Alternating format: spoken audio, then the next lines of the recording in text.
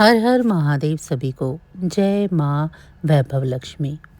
पूजा उपासना तो जैसे भारतीयों की सांसों में बसा हुआ है।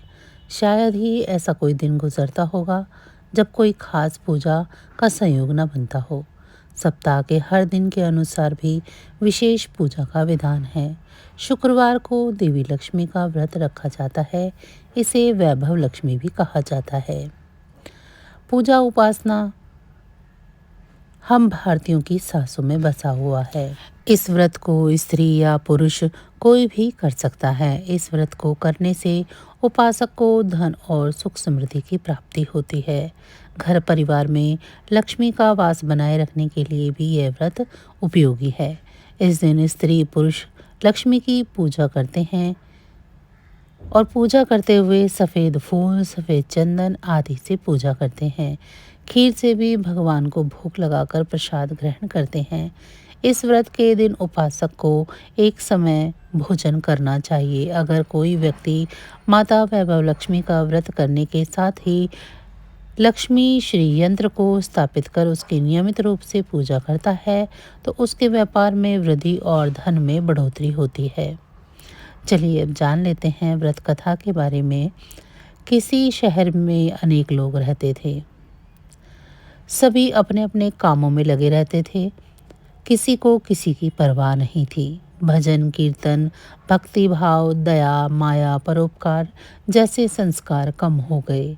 शहर में बुराइयां बढ़ गई थी। शराब, जुआ, रेस, चोरी डकैती वगैरह बहुत से गुनाह शहर में होते थे।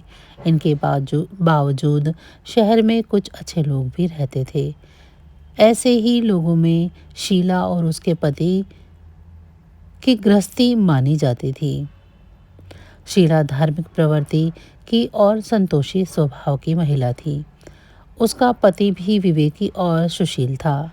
शीला और उसका पति कभी किसी की बुराई नहीं करते थे और प्रभु भजन में अच्छी तरह से समय व्यतीत कर रहे थे। शहर के लोग उनकी गृहस्थी की सराहना करते थे। देखते ही देखते समय बदल गया। शीला का पति बुरे लोगों की संगति में पड़ गया। अब वह जल्द से जल्द करोड़पति बनने के ख्वाब देखने लगा, लेकिन वह गलत रास्ते पर चल पड़ा।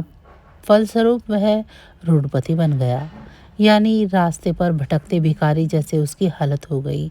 शराब, जुआ, रेस, चरस, गांजा वगैरह बुरी आदतें शीला के पति में लग गई। दोस्तों के साथ उसे भी शराब की आदत हो गई। इस प्रकार उसने अपना सब कुछ रेस जुए में गंवा दिया। शीला को पति के बर्ताव से बहुत दुख हुआ, किंतु वह भगवान पर भरोसा कर सब कुछ सहने लगी। वह अपना अधिकांश समय प्रभु भक्ति में बिताने लगी। अचानक एक दिन दोपहर को उसके द्वार पर किसी ने दस्तक दी। शीला ने द्वार खोला तो एक मांझी खड़ी थी। उसके चेहरे पर अलौकिक तेज निखार आ रहा था। उनकी आंखों में से मानो अमृत बह रहा था। उसका भव्य चेहरा करुणा और प्यार से छलक रहा था। उसको देखते ही शीला के मन में अपार शांति छा गई। शीला के रोम रोम में आनंद छा गया। शीला ने उस मांझी को घर के अंदर ले आई। घर में बिठाने के लिए कुछ भी नहीं था, अतः शीला ने सकोचासार एक फटी हुई चादर पर उसको बिठाया।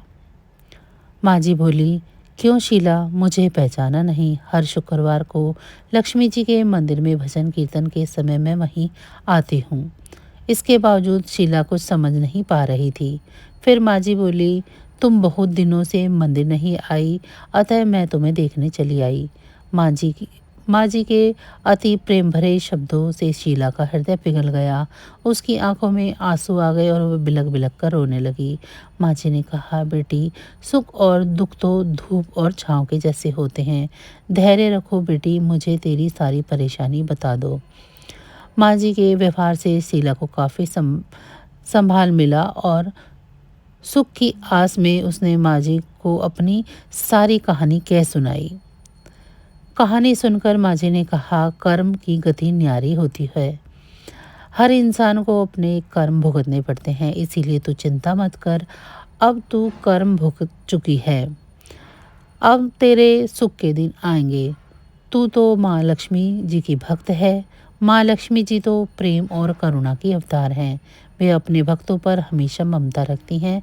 इसीलिए तू धैर्य रखकर माँ लक्ष्मी का व्रत कर, इससे सब कुछ ठीक हो जाएगा। शीला के पूछने पर माँ जी ने उसे व्रत की सारी विधि बताई। माँ जी ने कहा, बेटा, माँ लक्ष्मी का व्रत बहुत ही सरल है।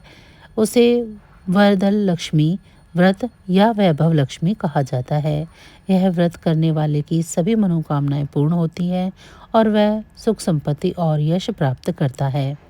शीला यह सुनकर आनंदित हो गई। शीला ने संकल्प करके आंखें खोली तो सामने कोई नहीं था। वह विस्मित हो गई और माँ जी कहाँ गई।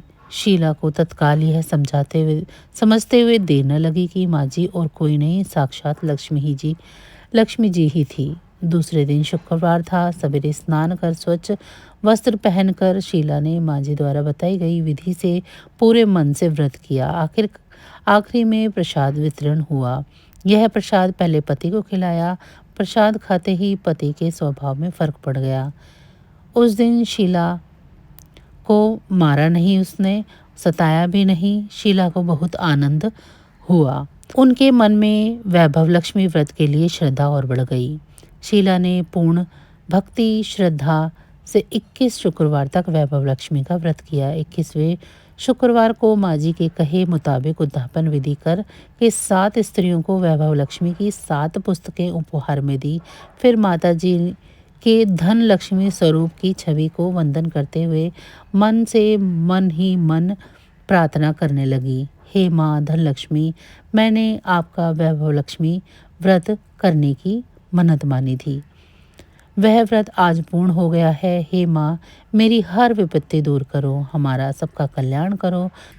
जिसे संतान न हो उसे संतान देना, सौभाग्यवती स्त्री का सौभाग्य अखंड रखना, कुंवारी लड़की को मनभावन पति देना।